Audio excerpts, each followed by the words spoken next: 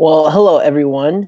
Jacob Sminted Sanders coming at you from the Six Dorans show, providing you with some quality League of Legends esports content. I am joined by my co-host. Oh my god, I was so close to being smooth. I hate it. Fifth week in a row. I'm joined by my co-host Tanner Blitzerama Brelje Hello. and Jamie Selceus Christensen. I was so proud of you. I'm so disappointed because I was so close. And then it just fell apart. Kind of like the TSM game. Damn, that's one of my highlights that I actually want to talk about. I figured that we were going to talk about it. Of course we will. We got some interesting things to talk about this week, but let's just jump right in it because we're going to have a ton to talk about tonight.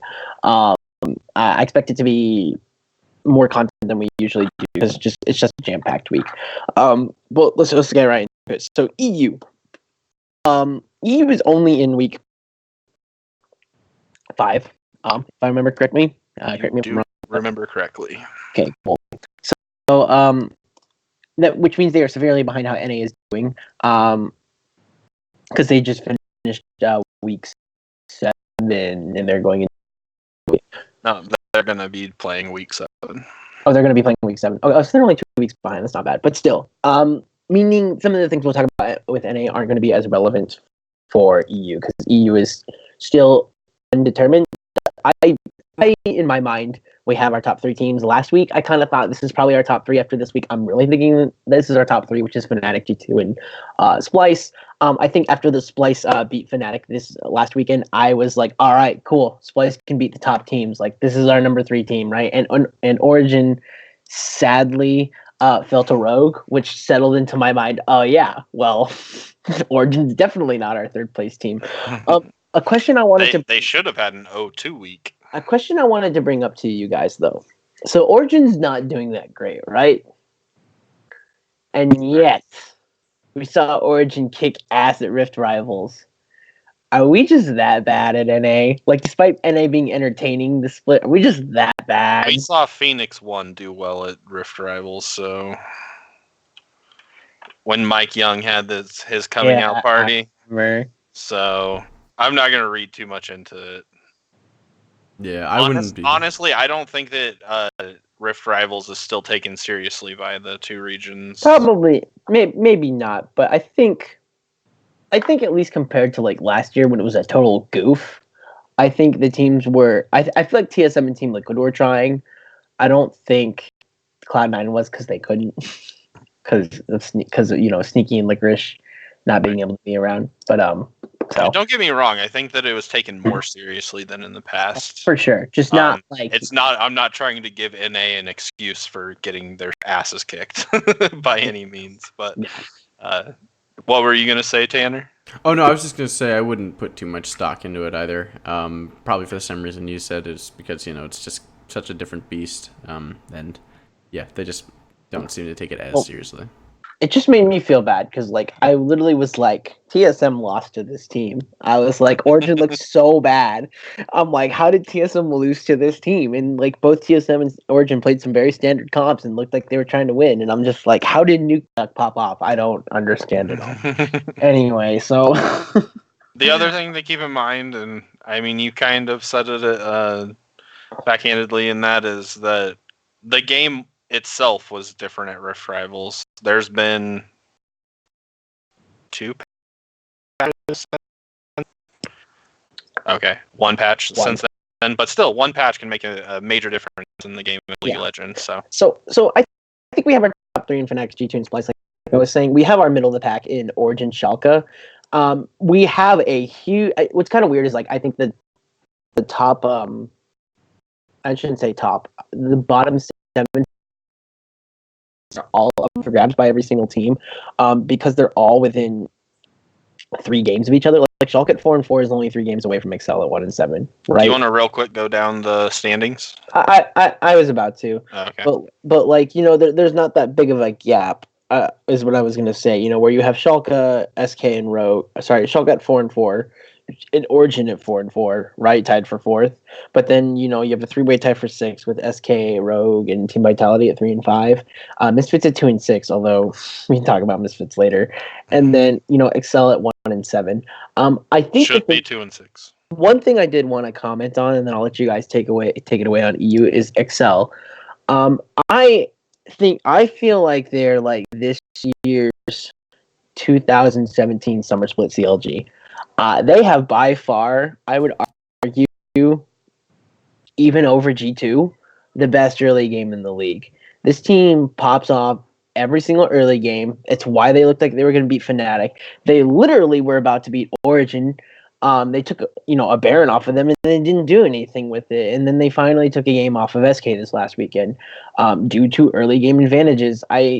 Excel is very frustrating to watch because there's so much potential there in the sense that they pop off in the early game. Their first 15 minutes are super clean, super crisp. Their laning is good. The ganking is great. The way they maneuver as a team is awesome. And then when it comes to, all right, let's get away from the lanes. Let's maneuver around the map and play chess. They decide to play checkers instead and don't win the game or throw it away. Now, I'm not saying that like Excel wins every early game because I went back and looked and I made sure before making this, kind of ridiculous claim that they probably have the best game in EU, and I stand by that. But in 7 of their 8 games, they have had the lead at 12 minutes. 7 of their 8, and they're 1-7. Right? Like, that's stupid ridiculous. To have the lead in 7 of your 8 games and then suddenly you have a 1-7 record. The simple solution for Excel is you need to clean up your mid game. Clean up your mid game and you win your games, right? But for whatever reason they're having a hard time. I don't know if they do well in scrims or whatever or not. I really don't know. But for whatever reason, on stage, they have a really hard time turning all their early leads and their lane advantages into wins. I think they just need a shot caller. I think that's their problem. I don't know who their shot caller is, but they need a clear voice. I think they need to hire Weldon. They need to hire Weldon. Isn't that what CLG did? Sure. Just put in Ryu. Ryu's a shot caller. Get Ryu from 100.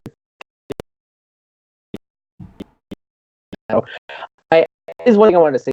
They are the 10th place team. I don't think they're going to make a miracle run. But it is really frustrating to watch. Actually, I watched their games this last weekend, and I was like, this is super frustrating. I was like, they're doing so well. They did so well against Fnatic. They did so well against Origin. And they blew.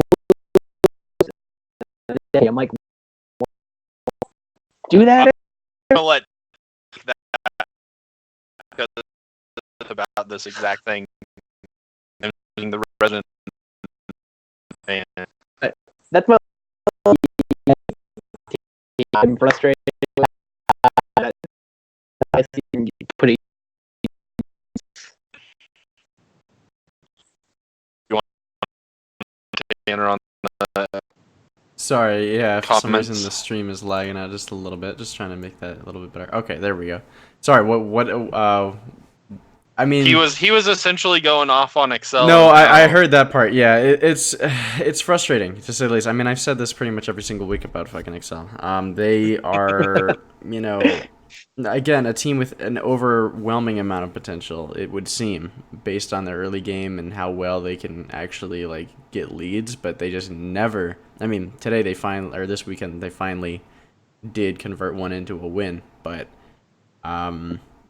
I mean, too little, too late, right? Yeah, I mean that's the same thing it was last season. Last season they started winning games when it didn't matter. So it's, I mean, it's more promising than just a team that just sits on the bottom of the table and looks like absolute garbage. But I mean, it's it is frustrating to say the least. For sure. Since it is late, since it is too little, too late for them, it could also be said that the reason why they start pulling out some wins, especially against teams that people don't expect them to beat, which is, I guess, everybody since they are at the bottom of the table.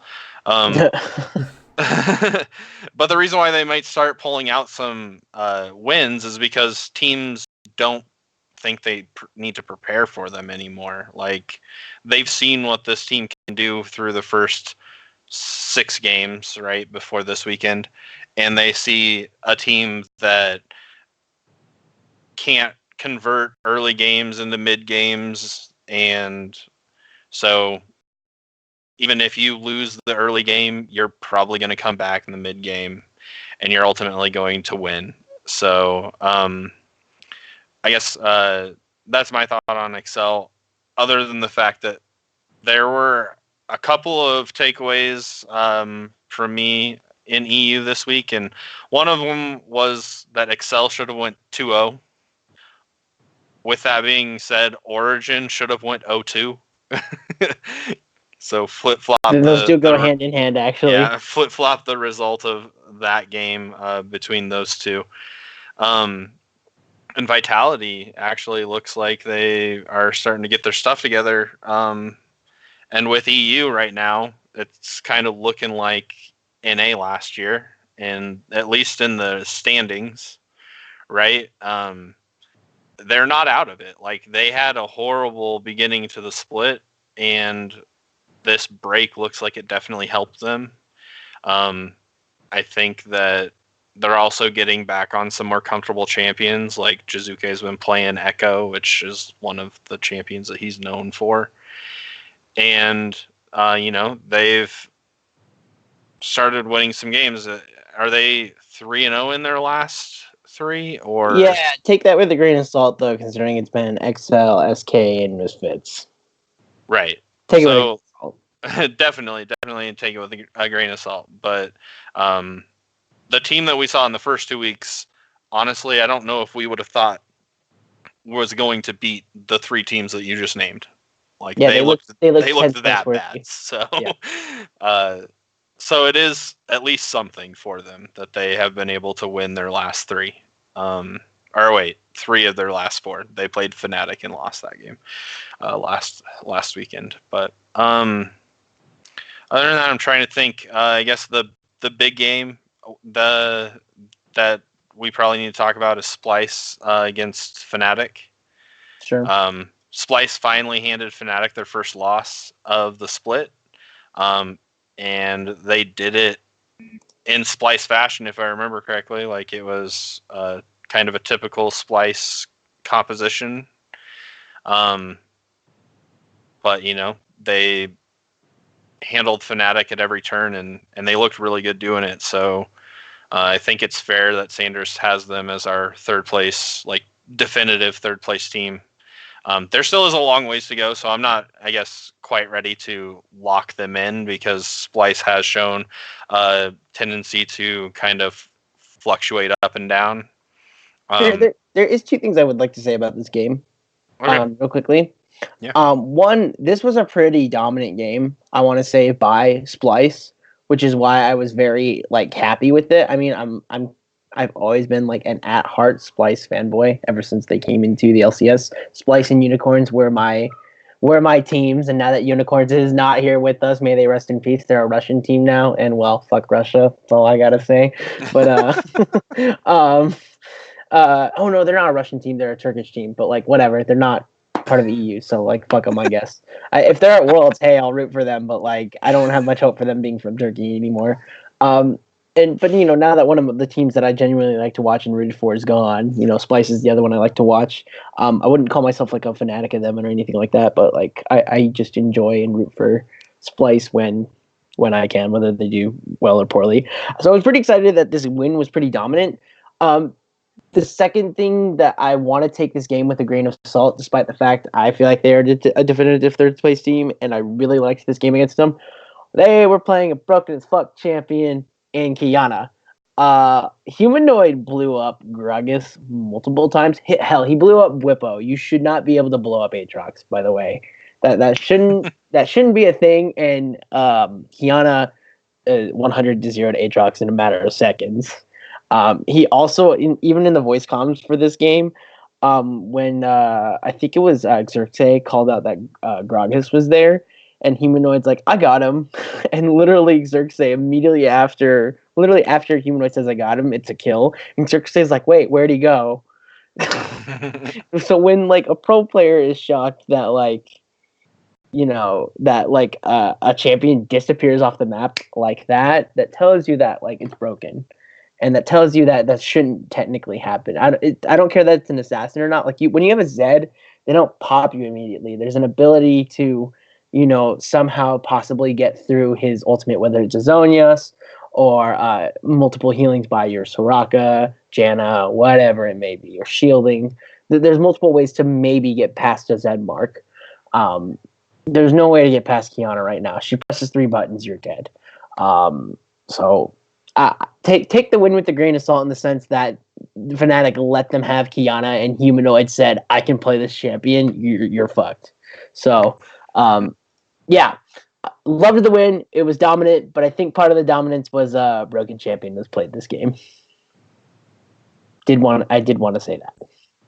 Yeah, I guess that's fair. I don't know. For me personally, I was really happy to see Splice, because I mean I've kind of talked about Splice's ability to beat the teams they should beat for most of the season. And granted, obviously this is Fnatic, so going into this, I don't think many of us had Splice taking this game, but they handled it with that same kind of level of professionalism and kind of like Splice brand of cool-headedness that I would attribute with their team. And so to see them kind of, obviously give Fnatic a run for money and just win, even though I would agree Kiana did look very strong in that game, was really enlightening to see. And I think it, I know Selceus and, I'm not sure if Sanders is on the train yet, but I'm more than happy calling Splice our third place team like I did last week and the week before, because if they continue playing like this, there's no real reason to expect otherwise from me.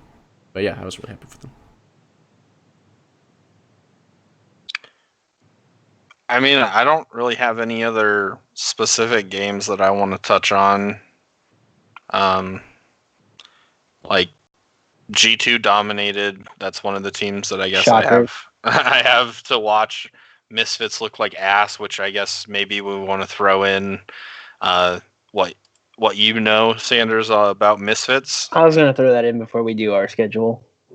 So, and then who is my other team? Oh yeah, Origin, who also looked like ass. So that Misfits game against G2 is really, interesting, because it just showed once again the diversity of G2's champion pool and ability to pick. Mid lane Renekton, right, against a Irelia is definitely right. Yeah, it's super definitely fed mid lane. Right, it's definitely an out there pick. I think Cats played Talon this weekend. Is there a champion this guy doesn't play? Right. Thank God. It's just kind of insane. So I also want to point out that I think Yankos looks so fucking good on Silas. Okay, oh yeah. I'll be honest with you, Chief. I'm 6-0 in solo queue with Silas. I look good on Silas. Alright, never mind then. That's I'm gonna be real with you on that one, Chief. Not taking it away from Yankos, but the champion is. So man, it's so hard in EU because we just keep once we take a sip of the G2 juice, we just go on and on about them. But Perks, actually, he played Vayne. We're talking about this guy who people still aren't 100% supposedly only plays Xayah AD carry. Yeah, still aren't fully behind the fact that he can be an AD carry and he plays Vayne. Oh yeah. Against I guess it's Misfits. So Misfits is doing exactly what I've seen them do now since they've come into the league, and other than the one split where they were very successful, and that is they start off playing all right, usually better than they end the split, and they're already starting their decline. At least that's the way it looks, and I don't have a lot of faith in them moving forward unless, and I'm going to set you up again because I think we're ready to probably move on to the next part with EU, unless the moves that they make this help week them out. Okay, so before we do our picks, we should name a couple things that are going on in the LEC. The first thing, since we're talking about Misfits already, they are replacing their entire roster with their secondary roster, I guess is what you would call it, because it's not technically academy. They don't technically have an academy. It's the different countries that have different leagues, But I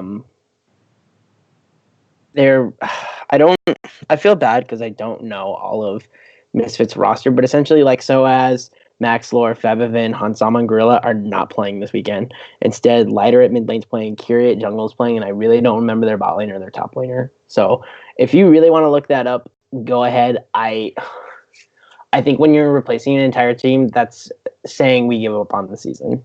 I think that's just what that says, which is kind of sad because they're only 2 games behind a playoff spot. I don't think it's unrealistic to think you could maybe catch up if you were to somehow improve. But very clearly, the organization said this group of players is not going to improve. We gave them their chance. They didn't do it.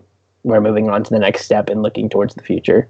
So that's the decision they made, and I think it's very telling that they've given up on this season and are looking forward to next spring, which is so far away. It's 5 months away, you know? There's a lot of League of Legends to be played before the first game of spring split. So, yeah, kind of unfortunate. But I think at this point, not that Misfits can't win games because, you know, any team can win on any given day. That really stupid saying because it's kind of true. Especially in best of ones. Yeah, especially in best of ones. Like any team can win a game or take it. Like a G2 could lose a game to the Academy Misfits team, right? It could happen, right? I'm not going to put any stock into it. I'm not going to say, wow, Misfits looks pretty nice. They beat G2. And I'm not going to say, wow, G2 lost to Misfits. What the fuck? I'm just going to chalk it up to as, well, G2 had a bad game. Moving on. You know, that's really what I would chalk it up to. And I wouldn't even put any investment in it for Misfits either. So They gave up on the season as an organization. That's what I read into it. Yep. Sad, but well, I mean, I don't know if they've fully given up because it is still early. It could be like what C9 did at the beginning of the split, where they started off in 10th place. But that was the beginning, right? I know. It was at the very beginning, and there are slight differences because it was only a couple of players compared to an entire roster, but like, they could be putting in the entire roster, seeing who looks like maybe a good replacement for a couple of guys. Like, I don't foresee them going the rest of the split without playing any of these starters again. Like in other sports, they probably have too much money tied up in some of these players to not have them play at the very least. But also, like, I think that there's still, like, I don't know. Gorilla, I don't see as a person that they're going to have imported and then not play on their starting roster. Soaz is a big enough name, and I think still good at his position, that unless the incoming top laner like really impresses me, I think they'll probably go back to him. Hansama probably, like, where I think the problem lies is I've never been sold on the Fibibin move. I think that he's not the mid laner that he once was, like, years ago, that people keep thinking he can be again. And Max Lore, as much as I like him usually at the beginning of a split, I don't think that he's been great at all this split. And I think that their decline in previous splits has been, like, he hasn't looked good in at that time either. So I wouldn't mind seeing them make a change in the jungle and mid lane, but I also I think that they've played both Kyrie and Lighter before. Yes, they have. And I don't remember being, like, overly impressed with either of them. Either. So they may not currently have the replacement for either of those guys to turn this team around. Yeah. So. And then the second one to talk about is I'm going to make a TLDR thing. I'm not going to make it long. Reckless is getting benched versus Rogue. Reckless will play versus SK. So he will only play the second game of this week. The reason they're doing that is Nemesis will be playing AD carry versus Rogue, and they're bringing in their star mid laner from their academy team, Magiflex. Fun fact, Magiflex was named MVP of the European League that he was in, that Fnatic has a team in. So obviously a very good player. Coming into this, obviously, there's going to be bigger competition and a much more challenging way to go about it. But obviously, if they have some confidence to put him into the starting lineup, why not go for it, right? Right, and as you said, but like before we started recording, it's essentially they're trying to. It looks like anyway. They haven't come out and said this, but it looks like they're trying to do what G2 did, and they're seeing if moving a mid laner to the bot lane and bringing in a secondary mid laner looks good for their roster as well. But they're also doing it against a team that they feel like is a team that if the experiment doesn't go well, they still have a good chance of winning against. I agree. Like they're not doing it against G2. And this is something that Fnatic has done before, right? Like Reckless took himself out of the starting lineup. Literally told his coaches, "I cannot play anything but marksman right now. Right. Put Flippo in to play a mage because I am not good enough at mages right now to play them at a competitive level." Which, by the way, props to Reckless, a guy for doing that last year, for recognizing he wasn't going to win his team any games playing mages. But I mean, he can do it now. We've seen Reckless do it now, but it took him a long time to get there. But I like the experimentation, like you were saying, with putting a guy who's always played mages into it. And for your information, Nemesis, on his solo queue match history, has been playing only marksman all week. That's all he's been playing. That's all his match history. So he's been putting in some work for it as well. If they do decide during the draft, we need a marksman, not a mage, in the bot lane. What do you think about this, Tanner? You know, I think it's definitely interesting. I'm not too... Obviously, G2's whole game plan has been, you know, play whatever the hell we want the entire time. But for Fnatic, it seems kind of interesting, at least from my end, to try to force that kind of idea, because I just don't think Fnatic is the kind of team, especially with an AD carry who is as strong as in his position like Reckless, that they need to go down that path. I think it's a cool experiment to do, and I don't see it as a permanent change, obviously, because Reckless is... at the end of the day, I'll always take, you know, like the seasoned veteran that is Reckless over, you know, the flashiness of the comp flexibility. I get that for other teams, probably not, but yeah, I think this is cool, and I definitely have a lot of respect for Reckless for being able to so easily step out of his position when the team feels like he needs it. It seems like he's always been a very team first kind of player. Yeah, especially as a superstar, that's rare. Right, yeah, it's definitely a rare thing. So definitely a lot of props to him for that. But overall, I mean, again, I just don't see that kind of change happening for Fnatic, and it's cool. It's really cool, and if they want to add, you know, my assumption is down the line they'll add this guy as a backup to the squad, because it doesn't look like... I mean, oh man, what's the name of the backup jungler that they've got right now? It's like a simple name. Dan.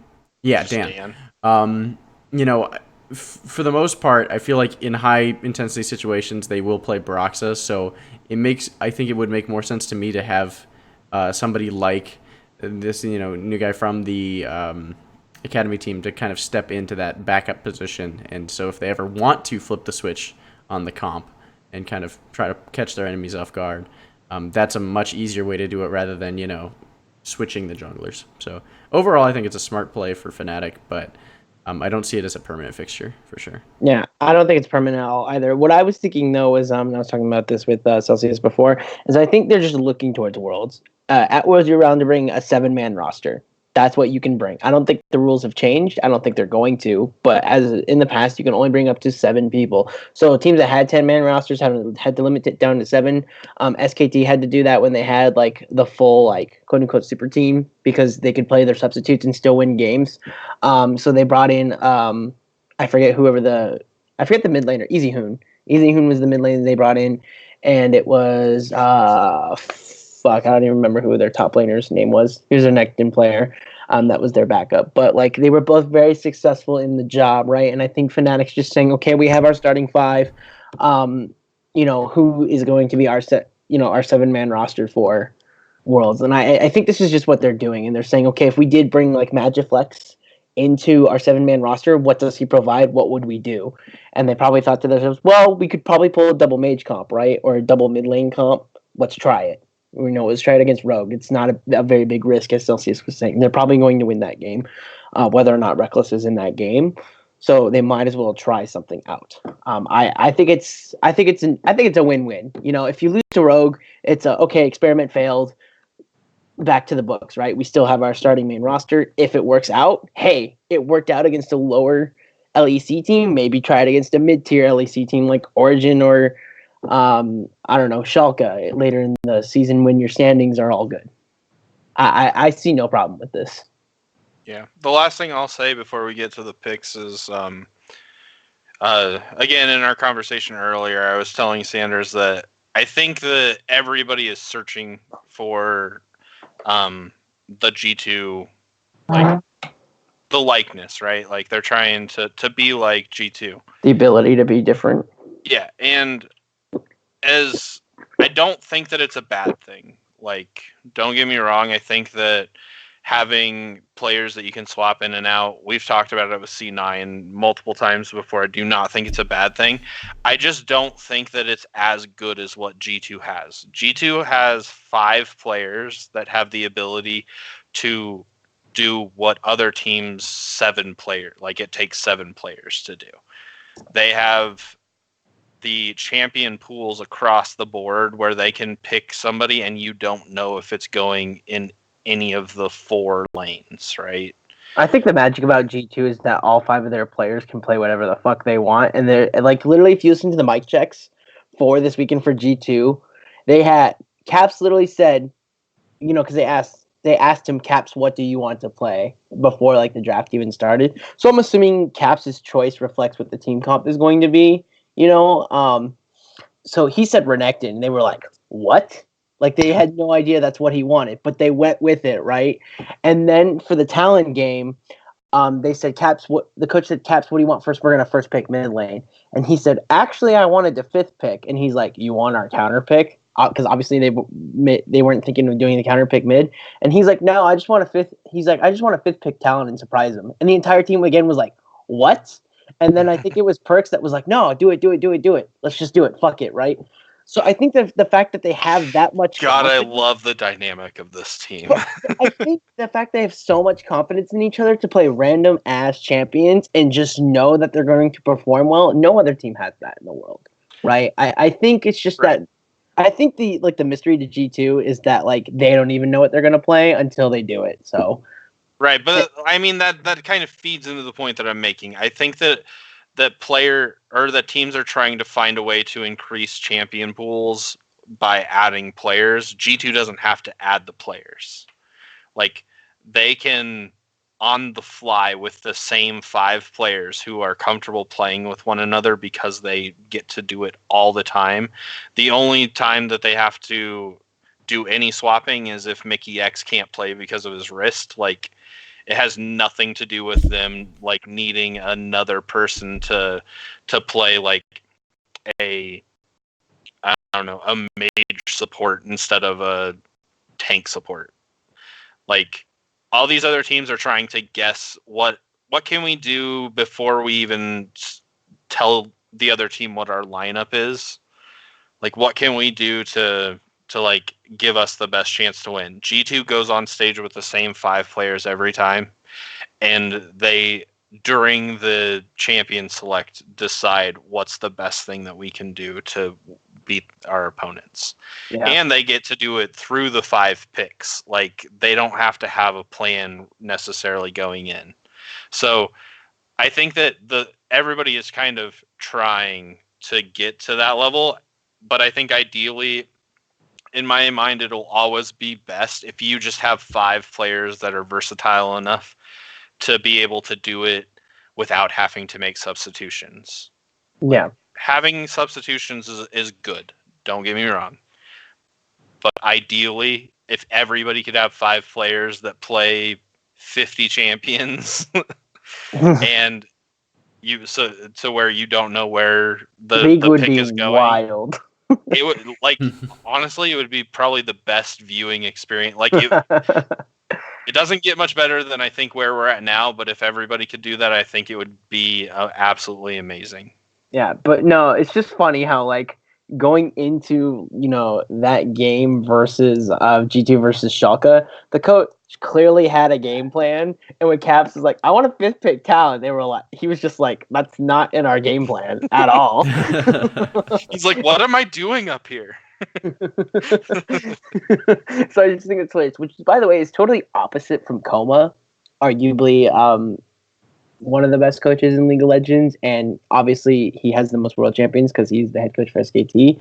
But he, in his coaching philosophy, has said in the past, you must have an iron grip on your players and you control the draft. You don't let your players sway you from your game plan. You don't let your players sway you from telling anything else. You ask them, can you do this? If they say yes, you do it. If they say no, then you ask them, what do you think you can do instead, as long as this is still in your game plan. Whereas Grabs in G2 is like, that wasn't in our game plan, but fuck it, play it.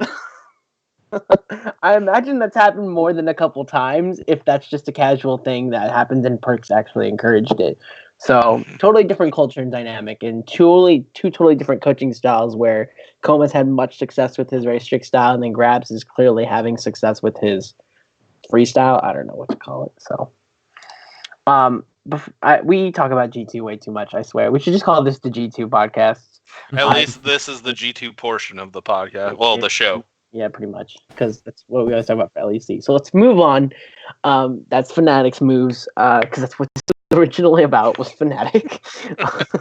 By the way, the second best team in EU, possibly could dethrone G2. I kind of want to see their second game to really, before we decide on that. So first game for this weekend is going to be Misfits versus Splice. I don't think it's a question. Yeah, I've already written it It's an for answer. us. I think all three of us are picking Splice here, right?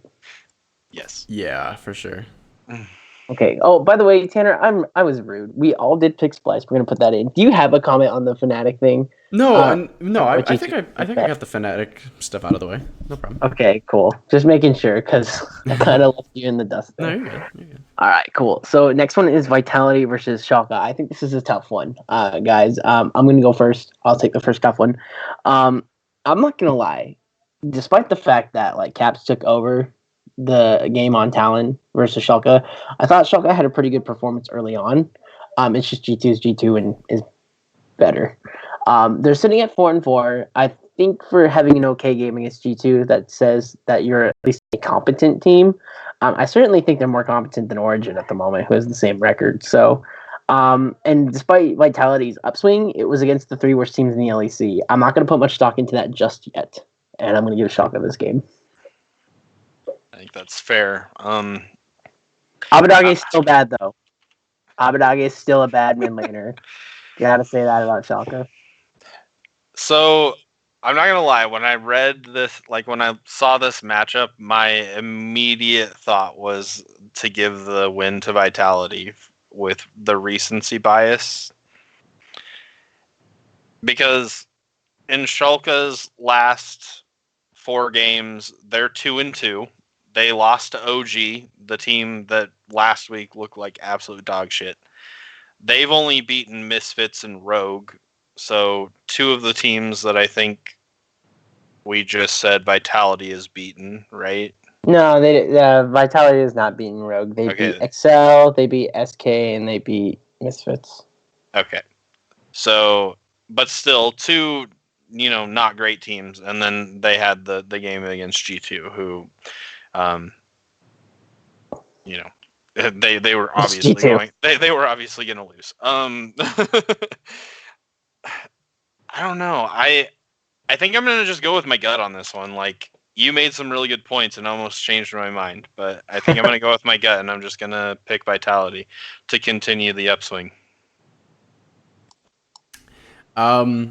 Based on all of what I've seen this whole season, the only thing I do know is to never trust the upswing, because it seems like every time a team gets on a roll, at least for this season, it always just stumbles or falls a little bit short. So, I think I'm gonna go for Schalke here, but I think this definitely could go either way. Like, it's like a 60-40 in my head. Makes sense. I'm gonna Alright, go ahead and write in the next All one. right, so the next one is Excel versus G2. Bold statement from me here, by the way. Extremely bold. Excel's going to kick G2's ass for the first 10 minutes, and then G2's going to romp stomp them from there. So That's G2 happened still plenty wins of the times. It's Super bold. or maybe you could go even bolder and say G2's just going to stop it the entire game, and Excel has a second game where they don't have a lead at 12 minutes. I don't know what's bolder, to be honest with you. I should have kept track about which team had the 12-minute lead against Excel in that one game. I wouldn't be surprised if it was G2, but no, it couldn't have been G2. They haven't played G2 yet. They've only played 8 games. This is the last game for G2. This is the last game for all these teams actually before they start. That's nutty that they're not even halfway through the split. All right. So, anyways, we all picked G2 versus Excel. The next one was Rogue versus Fnatic. I think there's some spoiler potential here. I'm not gonna lie. I also don't think it's going to happen, and I'm giving this game to Fnatic, because why would you pick Rogue?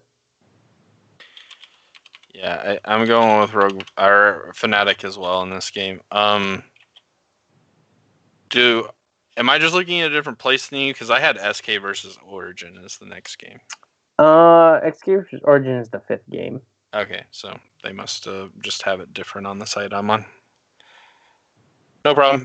Tanner, who are you picking in the Rogue versus Fnatic game? I mean, even with Fnatic's quote-unquote experiment that they're going to be doing this week against Rogue, that must mean that they are confident enough to do this against Rogue, which says something about how Fnatic thinks about Rogue. So I would agree with them. I think they'll definitely beat them, but this could definitely be a case where Fnatic kind of loses to their own cockiness. So as long as they keep a level head, I don't see them losing. I also think this is something that where Magiflex is going to come into this, and he's going to want to prove himself right. Mm-hmm. He's going to want to show Fnatic he has value, and even though Nemesis is a great mid laner, he's going to want to show, hey, you should keep me as the backup to Nemesis, right? So if Nemesis were ever to leave, wrist injury, or you just need a different strategy at Worlds, whatever it may be, he has shown he can do it and he can be there. I think this is a great opportunity, as a player, to try and show some stuff. Just don't overdo it, because when you try to overdo it, things can go pretty poorly. Well, that's it. That's what I was going to add to your thing is, he may want to. Unfortunately, a lot of times when people try to prove their worth, they end up making some bonehead decisions that ends up costing their team. But I don't know.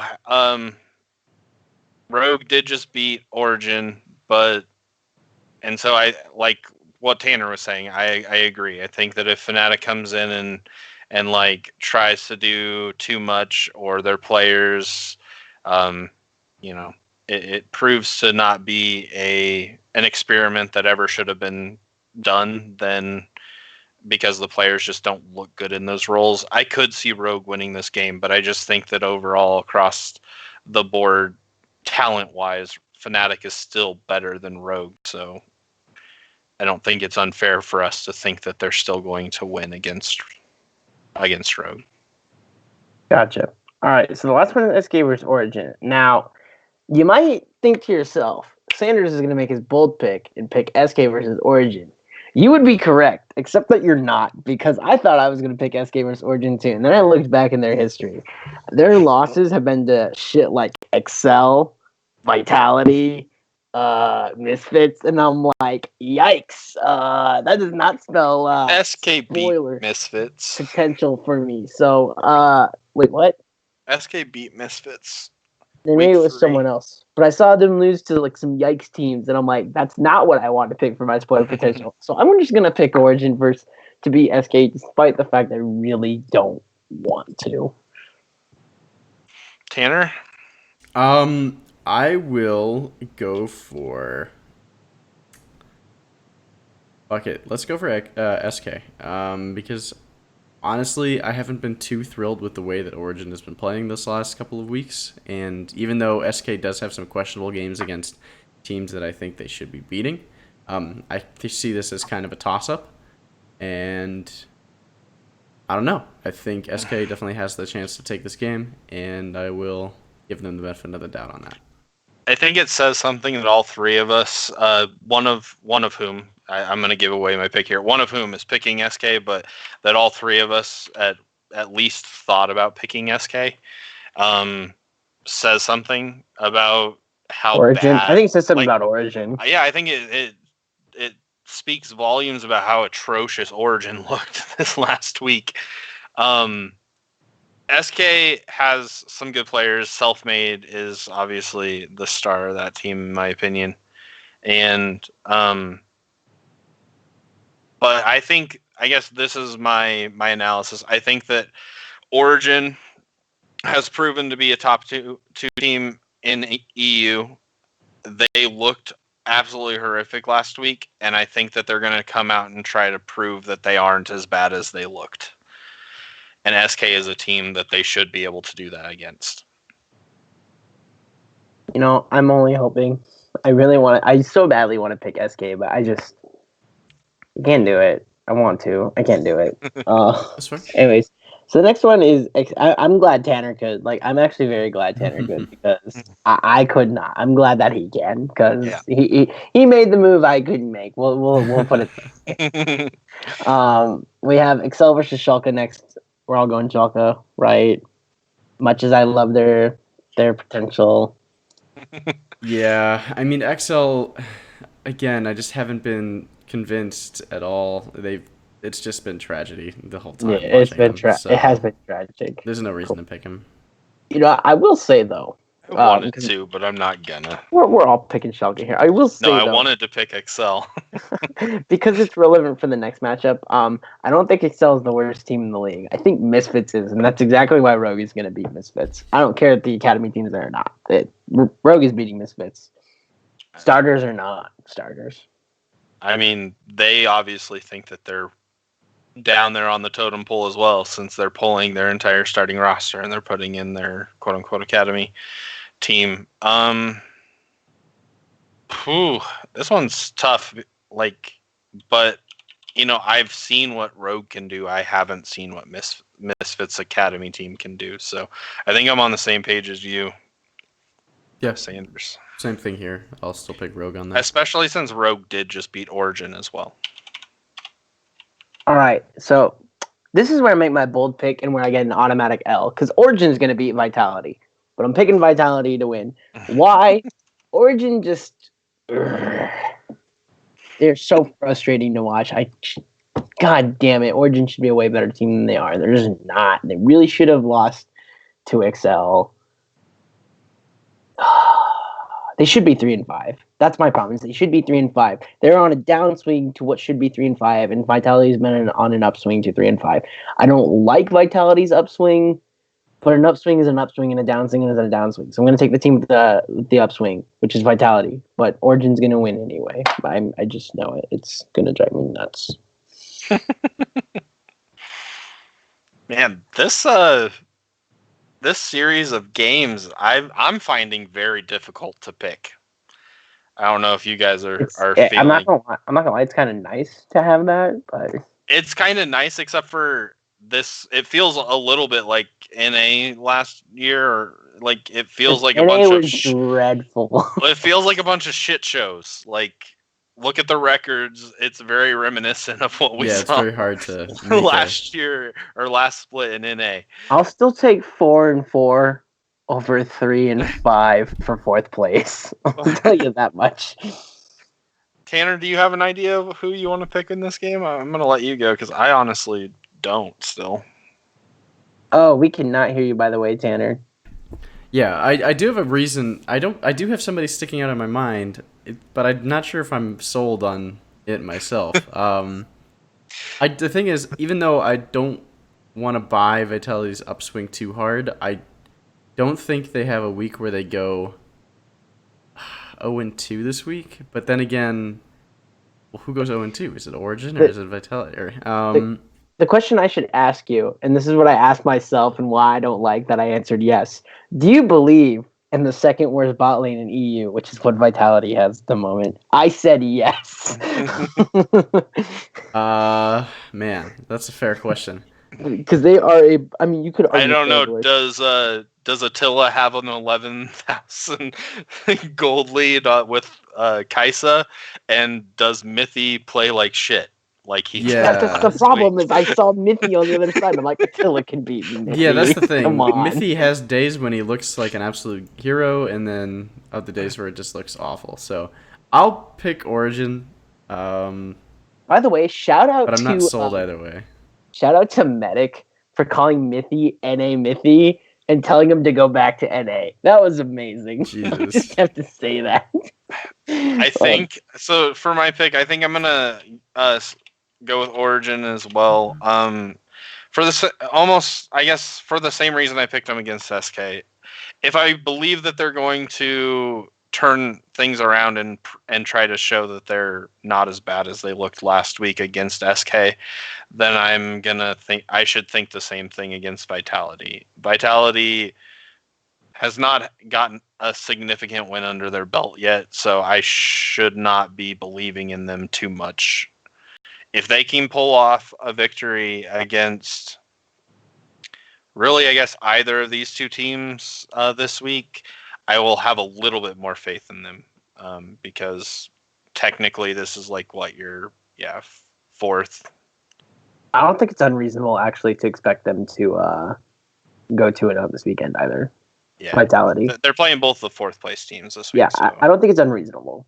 I mean, it's a tall task for Vitality. I don't think it's unreasonable, Will. Same. So, yeah. SK versus Fnatic. Well, Reckless is back in, so the team with Reckless.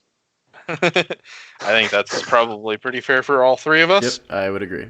Okay, so this is a spicy one. Splice Yeah. versus G2. It's kind of weird because I said I'm always picking G2 no matter what until they play Fnatic again. Then I watched Splice beat Fnatic, and I was like, oh,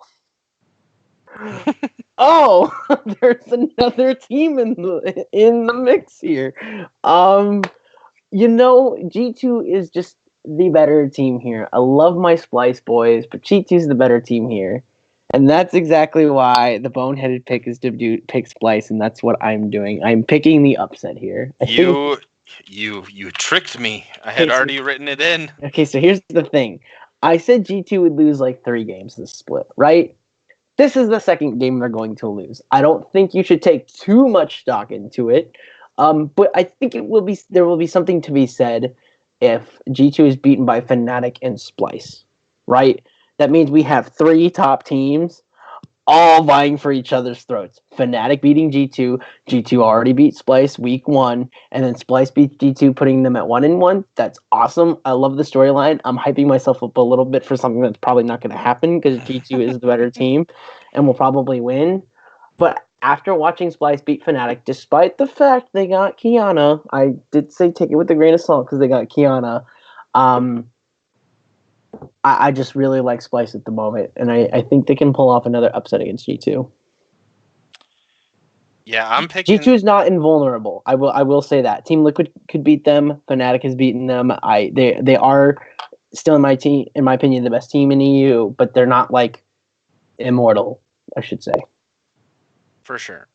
I think that you make fair points. I'm still picking G2. Fair enough. Smart choice. They will continue to be favorites for me until, I don't know, like somebody other than Mickey X gets hurt and can't play. Or I guess if I think Mickey X still played despite being hurt. I think Mickey X actually is just as important of a player for them. Oh, yeah. That, like, even if he doesn't play, I guess my opinion probably changes. But they've at least played without him. We haven't seen them play without any of the other players who all just can carry in their positions. I think the big reason for me is Splice did just beat Fnatic, like, very handily. Typically, when a team beats one of the quote unquote top teams in the league, and in a fashion like Splice did, and then has to play another one of the teams above them, I don't typically think that they go 2-0. Like, I think that the second team saw what they were able to do against the other top competition, and ban Kiana, so easy. yeah, and take something away from it to where the game does not look nearly as good for Splice. G2 did also beat them already. Granted, it was the very first game of the split, so you can't think too much about that because it was like teams don't necessarily come into the split looking as good as they're going to finish it. So, but yeah, G2 just overall too much talent. I think the way that Splice wins this game is like Cloud9 won the game against TSM. I think that if they are able to beat G2, it's from being able to kind of outlast them, which is a tall task against G2. So. Yeah, that's fair. I'll keep it a little cut and dry. Just G2, I think, is just the better team overall. Splice is more than capable of defeating a team like G2, especially after the win against Fnatic. But, I mean, G2 could pull out some crazy shit like they always do, and, just stomp the early game. And then if you do that against Splice, I just don't see a comeback happening. All right, so that's going to wrap it up for us at EU. Let's cross the pond to our side. I want to say this about NA. NA is fucking nuts to split. Oh my god! Right when we had something figured out last week, Golden Guardians pulled a fucking snap on us and beat CLG. No reason to, right? And CLG threw the game. They were so far ahead that game. I think it was 7.8k gold lead, and they just threw the game. Even after the game, power people tweeted out, "I threw the game. I'm sorry." And Biofrost was like, "Wow, what a throw!" CLG knew that was their game to lose, and Golden Guardians shouldn't have not won that game, and they should be 5-6. I'm sorry, 5-7 with Clutch Gaming at 5-7 and 100 Thieves at 5-7 and FlyQuest at 4-8, like we thought it was going to be. Right, the playoff picture should be exactly what we thought it was going to be, and it's not. They're both 6-6. However, damn it, CLG. Yeah, fucking CLG. However, Clutch Gaming is still at 5-7. 100 Thieves is still at 5-7. So only one game behind. Shockingly, Optic at 6-6, and Golden Guardians at 6-6. I think there's actually a very real chance that both Optic and Golden Guardians may not make it at all. If you ask me at this point, I am officially eliminating Echo Box from the playoff picture at 3-9. They did take a win from C9. There is that. Props to them for doing that, right? But they did it down kills too. Somehow they had a 5k gold lead, but they were down 4 to 6 kills. I don't remember what it was.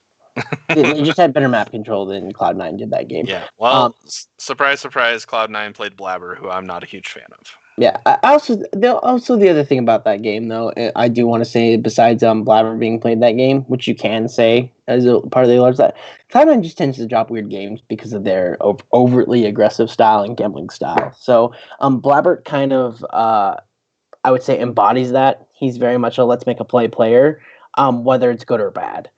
That's why Blabber has popped off at times, and there's other times where he looks like a fool. So I chalk that up to just one of Cloud9's, hey, we lost a game because we were being a little overly aggressive. That happens for Cloud9.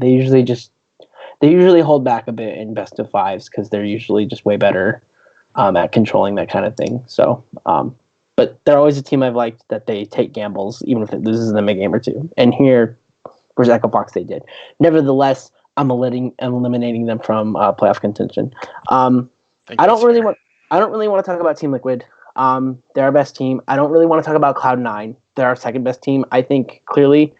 Well, we're going to talk about Cloud9 a little bit. Well, I meant Cloud9 as a team, separately. There's only two teams I want to talk about separately, and then let's talk about some games. Or sorry, three teams I want to talk about separately, and then let's talk about some games. Let's talk about Golden Guardians. Let's talk about Optic. And let's talk about 100 Thieves. Question for you guys. Do both Optic and Golden Guardians miss the playoffs? Do both of them miss the playoffs? Both Not of just them? one. Not just one, because I think it's guaranteed one misses the playoffs. Do both of them miss the playoffs at this point in time? Do you think they're on the trend to miss them? Because let me tell you right now, Optic had a way to seal their playoff fate by beating 100 Thieves or beating Clutch Gaming, who were both one game behind them. Guess what? They lost to both 100 Thieves and they lost to Clutch Gaming. Golden Guardians lost to FlyQuest when they weren't supposed to. Granted, Golden Guardians did beat CLG, but I'm chalking that up to CLG through a massive lead. I see a world where Golden Guardians and Optic don't, but neither make playoffs. And Clutch Gaming's lucky to get in, and 100 Thieves earned their way in with their roster switch. Real What do you fast guys- before we answer that question, I'm gonna just quickly go over their remaining schedule. So Optic plays Echo Fox, TSM, Team Liquid, Golden Guardians, CLG, and C9. That's pretty harsh. It's not a super easy schedule, but there are also a couple of easy matches in there, and then some of those quote unquote difficult matches, like they could take a win, and they also play Golden Guardians. So one of the teams that you're talking about will get a win at the very least for their schedule. Golden Guardians, they play TSM, Team Liquid, 100 Thieves, Optic, C9, Clutch. That I feel like is a harder schedule. But I just wanted to throw that out there before we answered the question. Tanner, it looked like you had some thoughts. Yeah, so I mean, real quickly, I think this is pretty easy for me. My prediction is that Optic remains in the playoffs picture, and Golden Guardians drops out of the playoff picture. I was not at all convinced by the play of Golden Guardians this weekend. Like we said, Golden Guardians was the benefactor of a CLG throw that ended up giving him the win this week. So not too much stock put into that for me. I think Optic just kind of had a bad week. They've looked solid for the entirety of this season. And while they've been stumbling like here and there, I still think that they've got a lot of amazing players, a lot of playmakers in Medios and Crown that can definitely help carry them out. And so it would be a shame if they dropped out of the playoffs. And I think they can pick up enough wins against those teams in order to keep themselves in. 100 Thieves have looked dominant, for lack of a better word, even though they've only won. I mean, they've won 4 out of their last 6, which is still really impressive. And the 2 that they lost were close games against the 2 top teams. So obviously, I think 100 Thieves is going to make it in. It just matters of who falls out. And again, I just don't think Golden Guardians keeps themselves above water for that long. And then I think Clutch acts, just unfortunately doesn't quite make it. Gotcha. My initial reaction is that to your question is no. Both of them will not miss the playoffs. I agree with Tanner that at least one of them will make the playoffs. But while Tanner was talking, I went and looked through 100 Thieves and Clutch's remaining schedule, because in my opinion, if both of them fall out, those are the 2 teams that are going to replace them.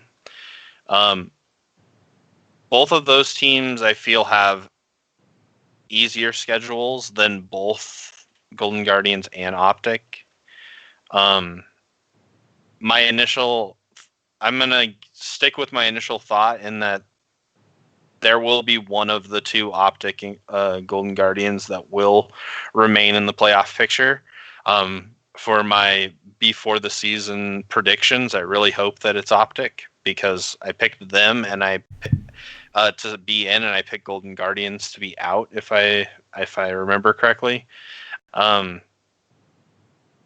I actually do see a real possibility where both of them do fall out, just because of the remaining schedules for the 4 teams that I think are still in that 5th and 6th playoff spot race. Gotcha. All right. So, like I said, I actually think both teams are going to drop out of the playoffs. The only thing that may not make this work is 100 Thieves and Clutch play each other at the end of the split. The very last week. There's a chance that decides sixth place. Mm-hmm. And maybe Optic gets in by default. Right, not because they deserve it. They got in by default. So no different than last split, eh? But anyway, yeah, the last game, at least on Gamepedia, says that it's Golden Guardians versus Clutch. That game could be a decider of which team is a playoff team, which one is not, between those two. Like it talking. very well could as well. So yeah. There's one other team I wanted to talk about. We're going to get to one of their games this weekend because that game is super important to talk about. But I want to talk about the team first. I'm going to say a lot of positives first before we get into the negatives, which is the game. I want to sing my praises for TSM for the first game and a half of the weekend. I say game and a half for a reason. That's fair enough. I loved their game versus Clutch. They were solid decision making. They were aggressive. They may have picked scaling champions like Azir, Twisted Fate, and Sven, all scaling champions, but they kept an aggressive jungler in Gragas. And Acadian played both games this weekend. Which I did see that it looks like I was wrong last week when I said that I thought that they were going to continue doing their switching. I think that it did come out that Acadian will be, like, they're planning on Acadian being their jungler for the remainder of the split. Love the decision. So despite the fact I love what TSM is doing, they're only 2-2 for it. I'm okay with this. This is what I said I wanted. I said even if you go 5-5, like when I say 5-5, I mean like 500. In your records, this is what I want. I don't want to see a slow win TSM go to Worlds because you will get fucking massacred at Worlds. I want to see this aggressive TSM. I want to see this gambling TSM. You are 2-2 right now with it. That's okay. You were just okay with it last spring, and then you popped off in the playoffs. It's okay. Even though they played some slow champions for their carries, I love that Broken Blade played Azir. That's something new. It's fresh. It's different. Bjergsen. He also handled pressure very well playing Azir. Yes. And then Bjergsen played Twisted Fate. Now he played it also against an assassin. Twisted Fate is very bad against assassins. Kiana, the broken one. Guess what? Bjergsen manhandled that lane. Did very well. And then in the bot lane, Sven was playing Ezreal. That's nothing different, but that's okay because you changed how you did your top half of the map. Contrary to, Selceus over here, I do kind of want to see Sven on Yasuo again. I think that can work. But for this no. He's like, Sanders, no. But I think don't you wish that upon me? It was just so funny. Like, no, I don't want to see that again. But I think for the team comp they had, it's okay to have these some of these long range scalings because it was fresh, it was different, and they were aggressive with it. Bjergsen was aggressive with the Twisted Fate runes. Acadian was aggressive early on with the ganks. I loved it. This is the TSM I want to see. And this is the TSM we continued to see versus Cloud9. They stomped Cloud9 for the first 23 minutes of the game. And I don't know what happened. I've watched that game. 8K gold lead. By the way, I watched that game twice this weekend. I watched it twice because I really wanted to see what happened. And even the second time, I still had no idea. I'll tell you what happened. We'll hold on for a second. Because this is kind of what up, and then I'll tell you what happened. Because this is kind of what I saw. I kind of saw Cloud9, which props to Cloud9 for doing this, identify that if we don't let TSM be aggressive, if we... You nailed it.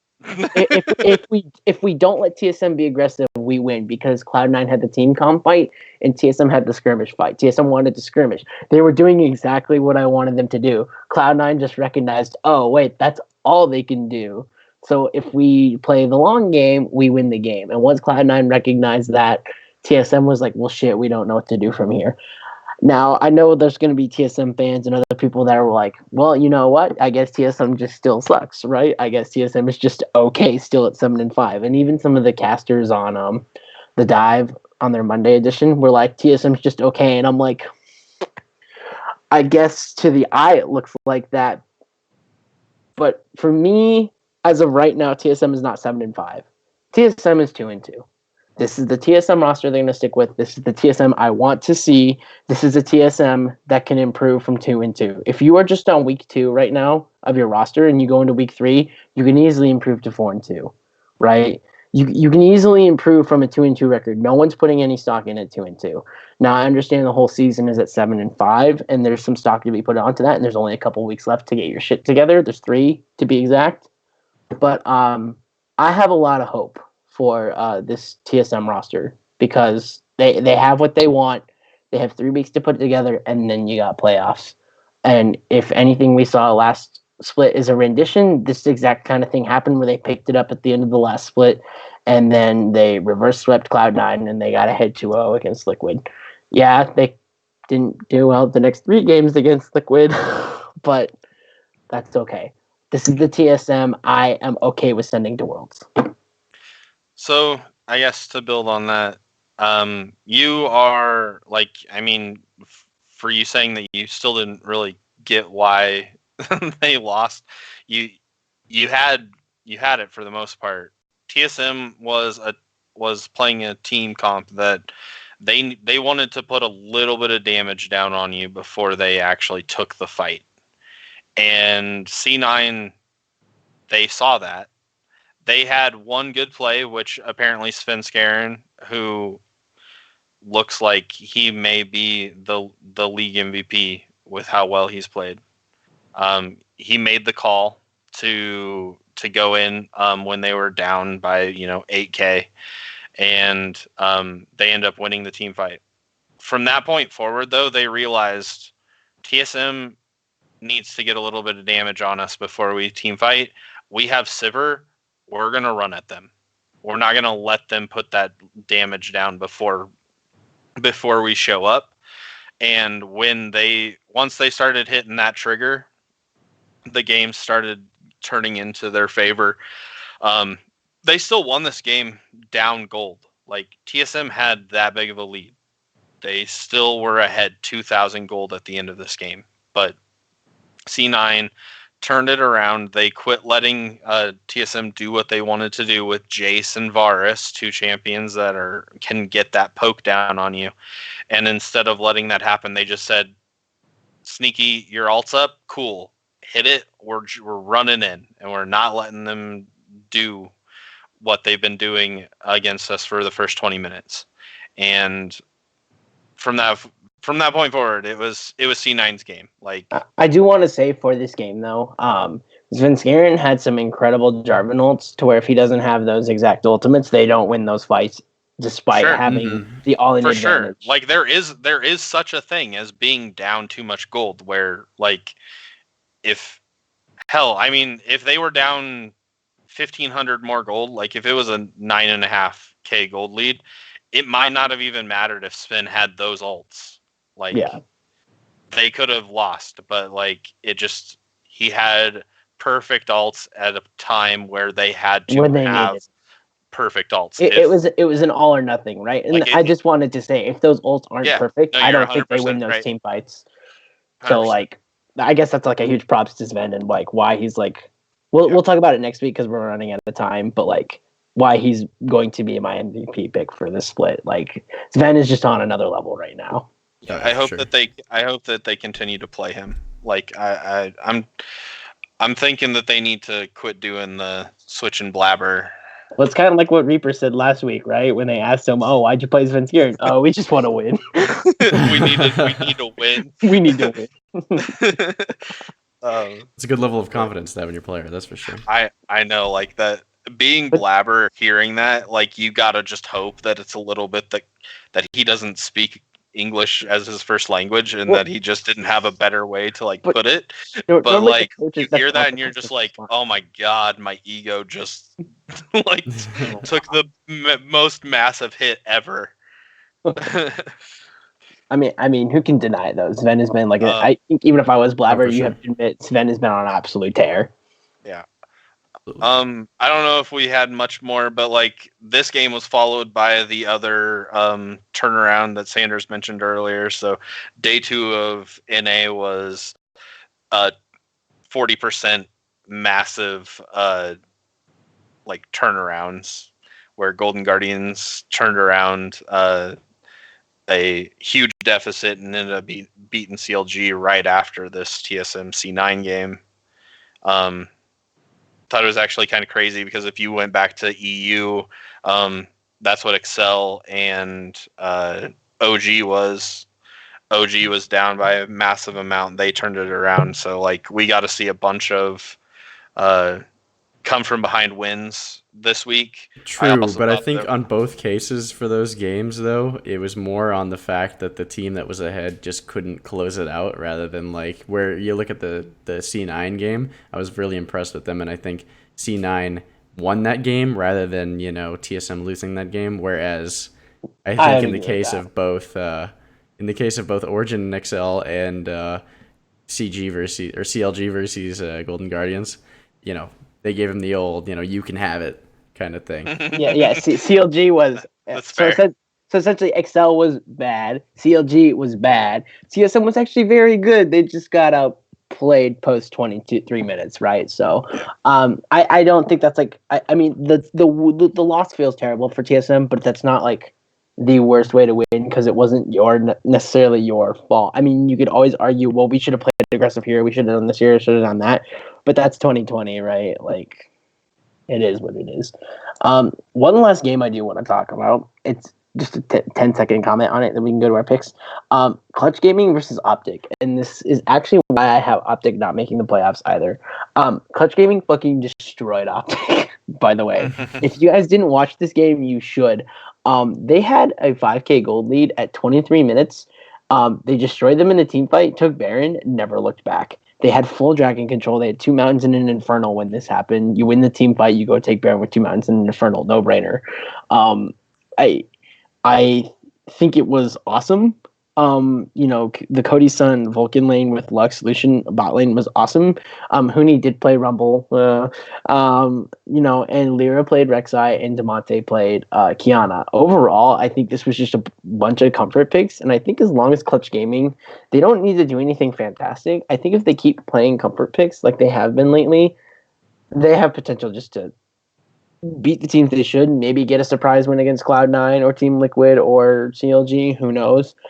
If they get that one surprise win, they're definitely in, I would say. So I'm not like a Clutch fan over here. I'm not like hyping up Clutch, but like, hey, I watched them destroy Optic, and that's when I was like, Optic's not making playoffs. So it was not a good week for Optic, that's for sure. Yeah. So anyways, they lost to both of the teams that are right behind them. Yeah, this was supposed to be the easy week for Optic, but yes. So let's get to our picks for the week. The first game is a spicy one, guys. It's Cloud9 versus 100 Thieves. Does anyone want to be bold here and pick 100 Thieves? I want to ask that. Is Sven Skaren playing? Yeah, that's a fair question. I would bet you he is. Then no. I want to pick C9. Yeah, I feel like this game. If Blabber was playing, I would honestly I would say 100 Thieves probably. So, question: even with Sven Skaren playing, do you still think 100 Thieves has a shot? Yes, absolutely. Absolutely, they have a shot. I'm not sure if they take it, but C9 is. I mean, they have a tendency to lose games out of random to the teams that they should be beating. Whereas it comes to this matchup, I think, I'm going to pick C9 because I think in most cases C9 does win this. I think 100 Thieves has more than enough of a shot of beating them here. And they probably do have to beat them here if they're going to, they don't have to, obviously, but it would be a really good win for them if they want to continue this kind of push into the playoffs. I just think C9 beats them more often, and Sven is just an absolute god, so... I definitely give 100 Thieves a shot. I just don't know if they hit the target. That's fair. So, but I fully expect Sven Skaren to play, so I'm picking C9 in this matchup. Cool. So I'm actually picking 100 Thieves here. If you're wondering why, it's because they just beat Cloud9 three weeks ago. Sure. This was the team that 100 Thieves started their climb on. They started by beating Cloud9, right? And then they went on and beat FlyQuest. and then there was the break. Then they lost TSM and Team Liquid, and then they had a bounce 2-0 week, and they beat Optic and they beat Echo Fox. Now that's not like the best of like rosters to beat, but Optic was ahead of you. You were not supposed to win that game. You did. You beat Echo Fox like you were supposed to, right? They're beating the teams they're supposed to, and they pulled off an upset win versus Cloud9. Naturally, I should think they're going to go 1-1 because Cloud9 is the better team here. I just think Cloud9 drops this game, and then 100 Thieves continues their rise here. I'm bought into this 100 Thieves squad. I don't think they're going to like necessarily vie for finals, barring an absolute tear and they're winning their next, 6 games. If 100 Thieves wins the next 6 games, then sure, I'll buy into them as a finals team. I don't think it's going to happen. But I certainly think this is a game where they're like, hey, we beat Cloud9 before. We have the team to do it. We're going to do it again. Yeah, fair. So, yeah. Next one is TSM versus Golden Guardians. I'm going to go first on this one. It's TSM. You're fooling yourselves if you think Guardians wins this game. I understand that TSM had an oof against Cloud9, but it was just an oof. And they handled Clutch Gaming very well. A team who doesn't look terrible. And frankly, I think Clutch Gaming looks better than Golden Guardians, and they manhandled Clutch Gaming. So if you manhandle a team that looks better than Guardians, you should probably manhandle Guardians. I do think Froggen and Hanser represent a threat, although not a great one. FBI Huhi is an interesting bot lane that I'm really enjoying watching.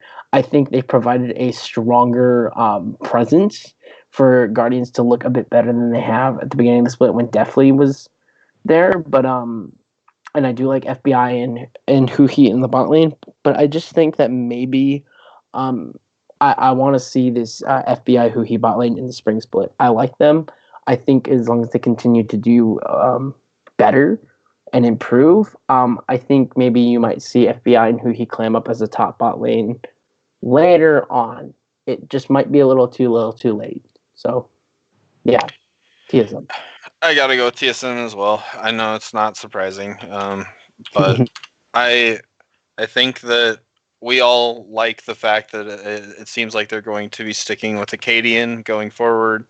I liked what I saw from them last week, but it may be a little surprising. I actually only give this like a 60-40.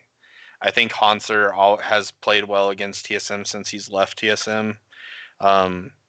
I think that Froggen, his play style of like not letting other mid laners take advantage of him and farming really well is something that Bjergsen doesn't counter well. Like I think that Bjergsen's still the better mid laner, but I think that Froggen is. I think if you ask Bjergsen, Froggen would be one of the people he would say he has the hardest time laning against because Froggen is just that good at laning. And so I actually do see that Golden Guardians like a world where they win this game, but I gotta have faith in my boys, so TSM it is. Yeah, I'll pick TSM too. They looked really good this past weekend, regardless of the 1-1. And I haven't been convinced by Golden Guardians since early in the season, so TSM. All right, cool. Sounds good. All right, so I have a question.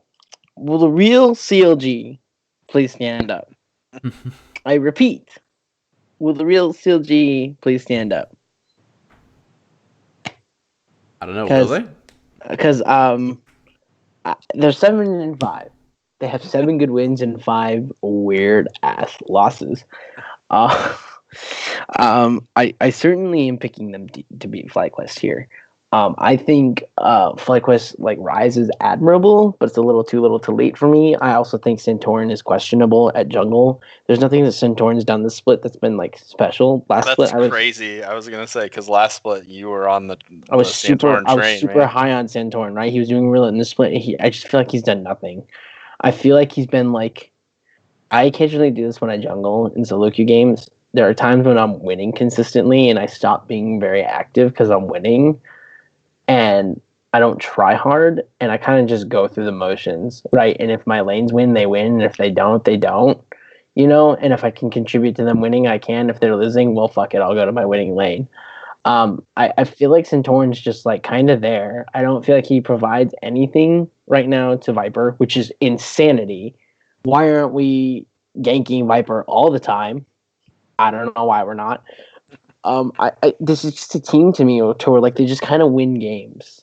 They've just won their 4 games. It's so weird. Like FlyQuest looks good when they win games, but there's nothing for me when I look at them and I say this is your win condition outside of Riven playing Viper, right? I kind of wish they would reflect their game plan around Viper. I think their bot lane is solid enough to handle their lane, maybe not win it, but handle it. So if you have a monstrous top lane, Wild Turtle's very good at team fighting. So if you have a monstrous top laner to frontline or make a play by diving into the back line, and then you have Wild Turtle putting on the DPS, I think that's a very good win condition, right? And Santorin helps by camping Viper. They just don't do this, and I don't know why. And Poe Belter's Poe Belter, right? I think he plays a similar role to Wild Turtle. He may not win his lane, but he can handle it if you can't Viper. And Viper's your playmaker. Poe Belter and Wild Turtle will finish the job. And this is what they did last split, and I just don't understand why they're not doing it now. It's weird to me. So, yeah, I just think they just don't have clear win conditions, and CLG is just an overall better team. But I think still want the real CLG to stand up. I think Poe Belter can handle his lane, but I think that even in their wins, he hasn't been impressive to me. In fact, I think he's looked like one of the major weak points for this team this entire split. Overall, I think that CLG is still by far the better team. Even though they did go 0-2 this last week, I thought that the game against TL was not a bad showing by them, and then they were winning against Golden Guardians and had a lapse that caused them to lose that game when they shouldn't have. So I don't foresee that being a problem going forward, and they should be able to handle FlyQuest pretty easily, in my opinion. Yeah, I agree. FlyQuest just hasn't looked that good, and I think CLG definitely has it in them to take this one. So yeah. Okay, so I'm assuming we're all picking Team Liquid versus Clutch, right? Mm-hmm. Definitely. Sounds good to me. Optic versus Fox. This isn't a tough one to me. I think Optic still wins this game. Yeah. Yes, Echo Fox beat Cloud9. As I said, I chalk that up to Cloud9 losing the 5 or 6 games that they always lose. They're 8-4. So, Yeah.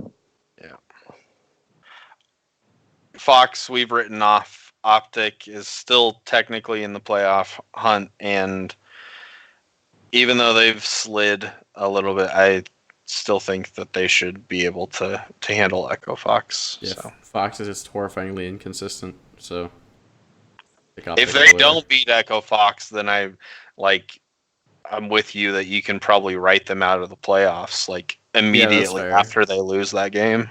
I think that's definitely fair. Gotcha. All right, so that wraps it up for Friday. The very next game is Golden Guardians versus Team Liquid. Team Liquid, yeah, I already wrote it in for all of us. sounds good. Sure. All right, so the next one is very interesting. It's CLG versus Cloud9. It's kind of weird. So the way I have the matchups favored up, I have it actually favoring CLG, but I still think Cloud9's going to win this game. So I think the bot lane in Stixay and Biofrost will beat Sneaky and Deathly, or Sneaky and Zazal. I feel like a large part of Cloud9's success is Svenskeren, which is why when he hasn't been in, they've had some problems. But usually, when they were winning with Blabber and Golden Glue was doing well. Blabber was doing fine. He was being aggressive. But Sneaky and Zazal really had the bot lane under control. And I know last week I was talking about how Sneaky is always doing well. They've just been okay, right?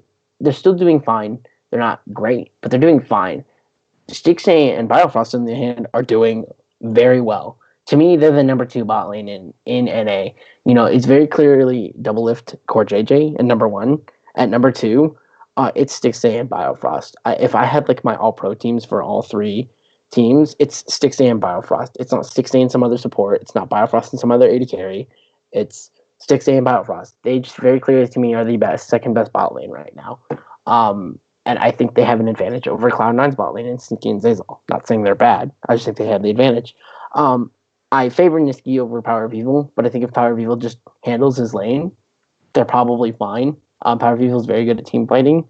And then I think Wiggly has had such a successful split. I think Svenskeren wins that matchup, but Wiggly's nothing to laugh at. And it's Kumo versus Ruin, you know? It probably actually is Licorice. They haven't announced anything, and he's said he was taking a few weeks off. So I'm still assuming it's Kumo. But even if it is Licorice, Ruin has not really faltered to anyone. Yeah, so, I agree. So I think everything favors CLG.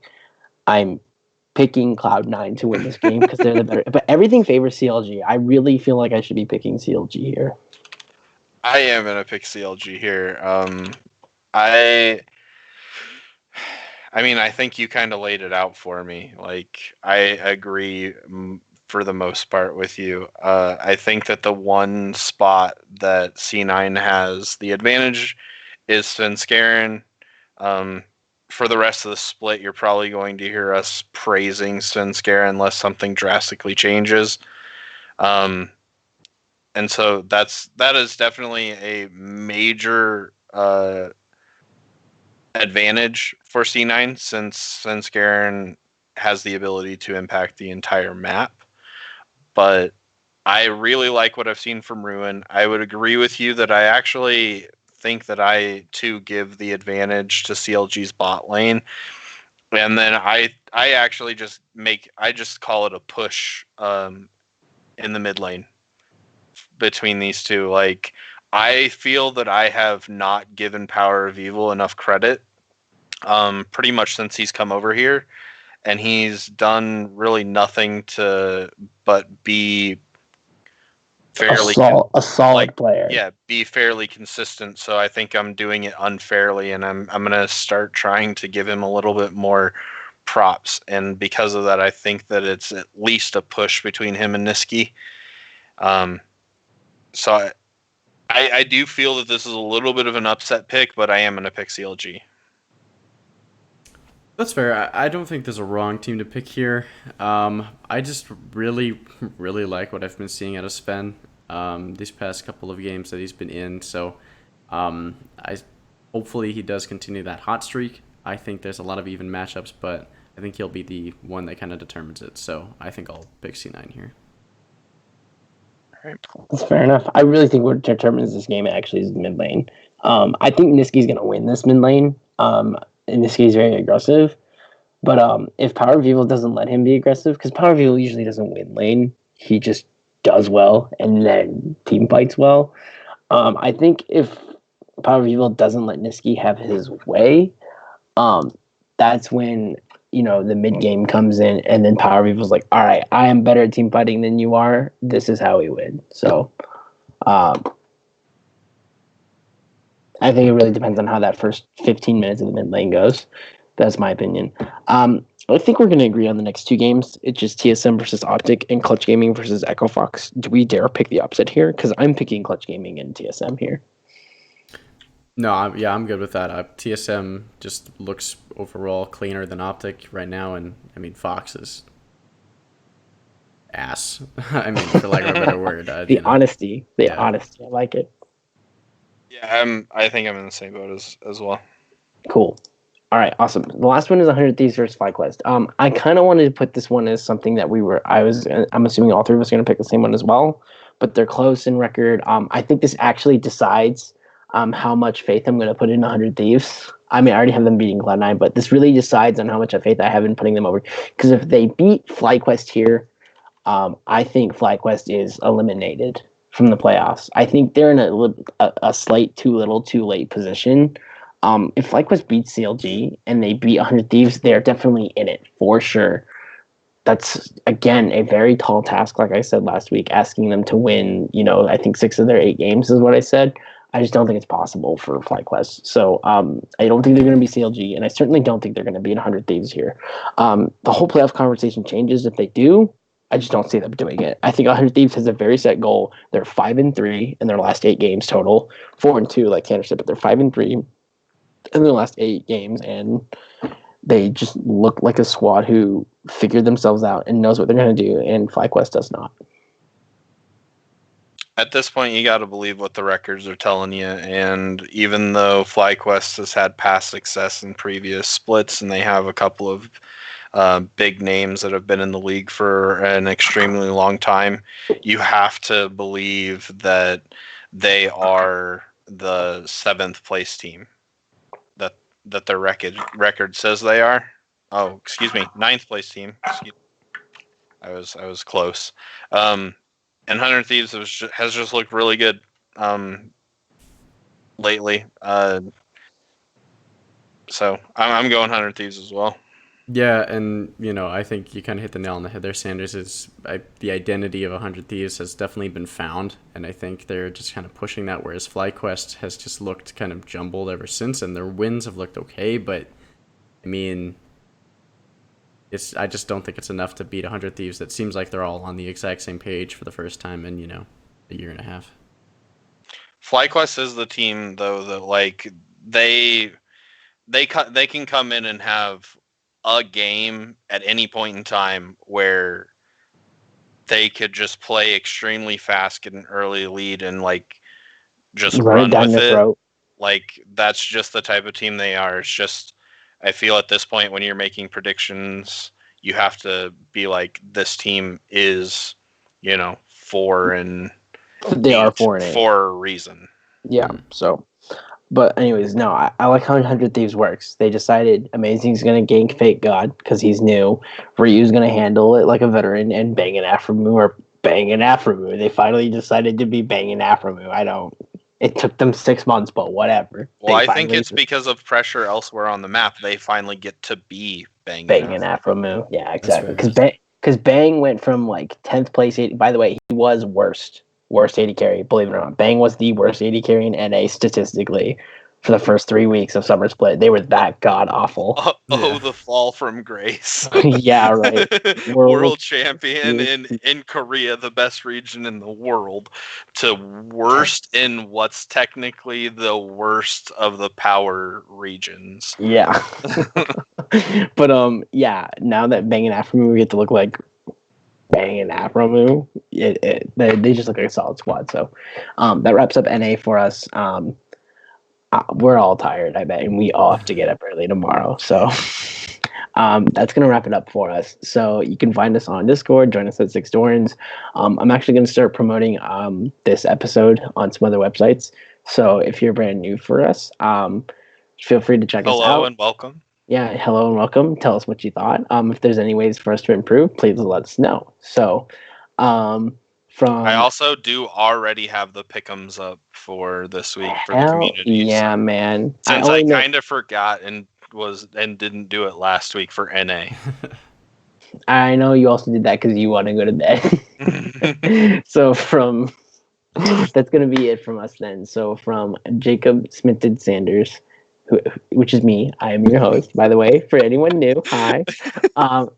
Jamie Selceus Christensen and Tanner Blitzerama Brelje are my third co-host. I should say second co-host technically, but he's the third person. So, oh my God, this is a terrible way to end the show. I'm just gonna say goodnight to everyone. I can't do this anymore. We'll see you on the rift, guys.